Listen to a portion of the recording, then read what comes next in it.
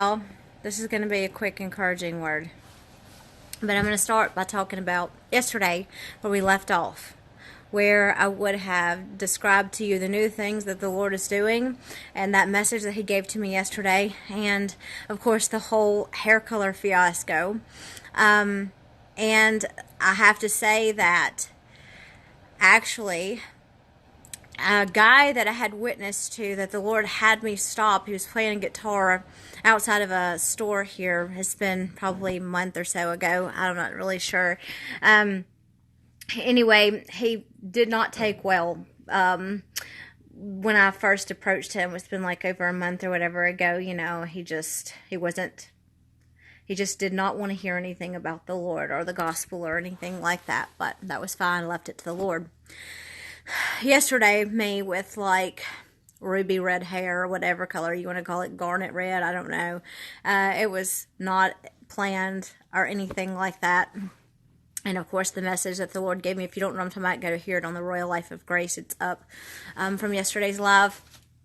Anyway, this same guy was put before me, and at first I recognized his face, but I didn't know from where I knew him from until after the fact. So the Lord had me pull over, which is a normal thing for me. And so anyway, it was at a gas station. He had a sign. He's homeless, and that there was no guitar or anything this time. So, I mean, like I said, I didn't know who it was. I just knew I was supposed to go over there and let him know that the Lord loved him and, give to him and everything like that. So I did that. But this time, he had seen me before me, and his all eyes were, were facing, and I'm like, oh, Lord, it's probably this bright hair, kind of thing.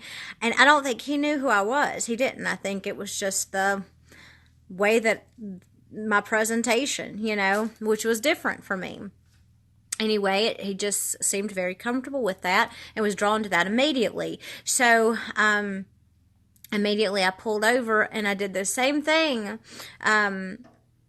like that I normally do. But anyway, this time he was receptive to hearing. And so it was amazing.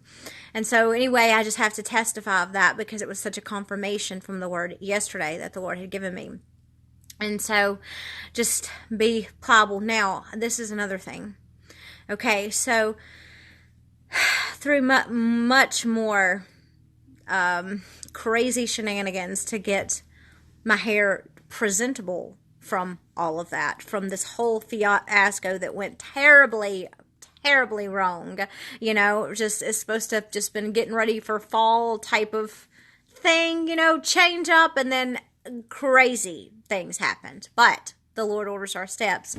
And like I've told y'all before, He never wastes anything. Through all the years of wondering and wondering, no matter what you've done, where you've been, and where grace found you, He will use it all. And I'm telling you, there's just a lot of firing, and it's suffering for the flesh. It really is, because there's a lot of layers by the time the Lord gets to us because of our free will and because of this fallen earth. We have a lot of layers, a lot of things that was not ever His best. Well, we bought lies and born into things and all this stuff that He begins to peel off, and He uses all these journeys. Even when we're rebelling against Him, when we've walked away, even in the midst of all of wherever we are, He will work it for our good. He does not waste anything. Okay, well, so there was this young woman, and as a teenager, that I'd forgotten about because I rejected her, just like I rejected the little girl that used to be, because she was rejected very, very badly. And all this will come later. There's some books. There's just a lot of stuff going on. It's a long story, so there's no way I could put it all here. But anyway, and so I'd forgotten about her, just forgotten even the way that the looks and everything. I had rejected it all.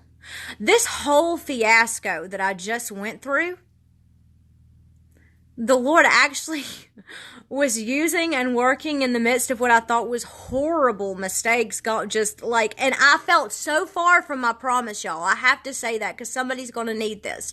I felt so far away. And of course, we know we don't go by how it feels, but it still doesn't stop it from feeling any less painful. You just know better than to stay there. To cry out, to press on. So I'm going to just leave that there.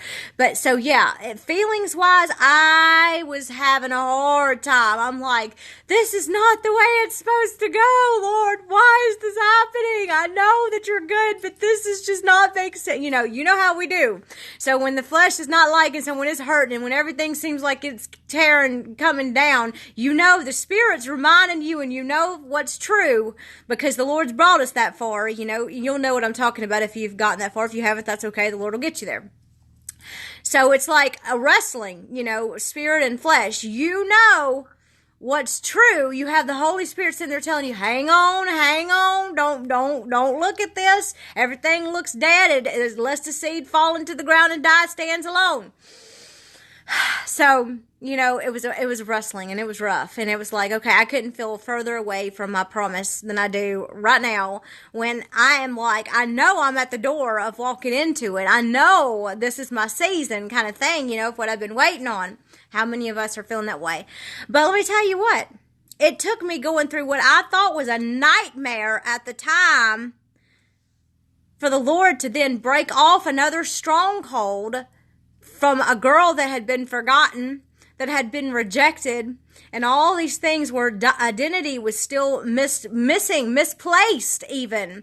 Y'all, I'm telling you, it's deep layers. And you think that you've done moved on past it, and he's like, let me just peel back this last layer here. Anyway, y'all, this all turned out where my hair color is pretty much close to where I see a girl that was dead. Okay?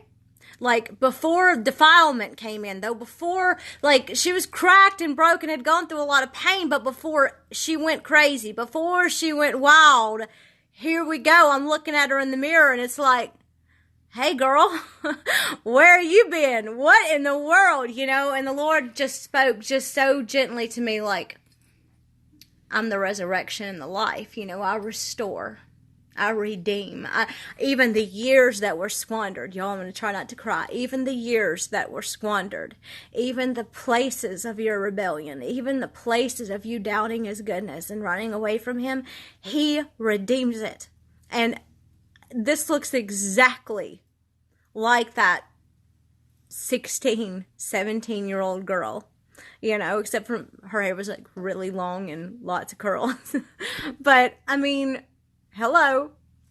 So, and I had purposely been fighting. I'd stayed away from all the brown hair color, like anything brown, because it's like close to of course, my natural color is like a brown with a hint of red. It's more like a strawberry blonde, but then it changed over. Anyway, not trying to go squirrel, but anyway, it's crazy. And so even with all the highlights, even though I didn't do highlights and lowlights, it was just the way it all happened to where it's crazy, y'all.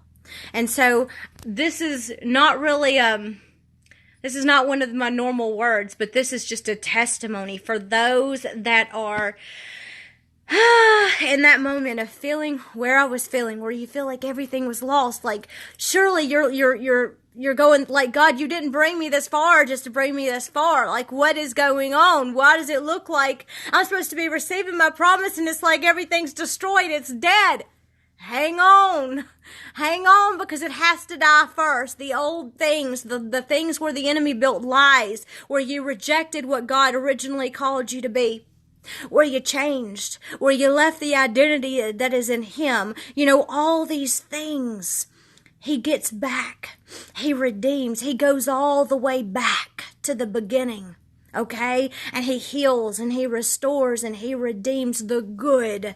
Those things where you can see where he originally first called you. He takes you back where you were first called. But before any defilement. I can't explain it. The words don't do justice.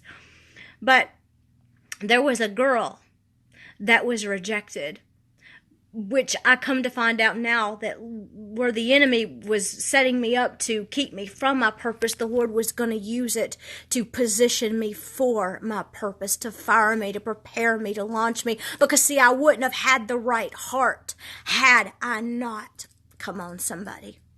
It was through all these things that the Lord knew ahead of time. It wasn't his best, but because of who he is, It's like it's his best. You know what I mean? Because he knows what the enemy's going to do. He knows all these things, and he knows how to get our heart where it needs to be. So it's all that crushing, all that breaking, all that those things that were deep wounds is actually that place where he's tilling the soil to bring forth good fruit, to connect us to his heart. See, it was in the obedience, in his suffering that, taught obedience.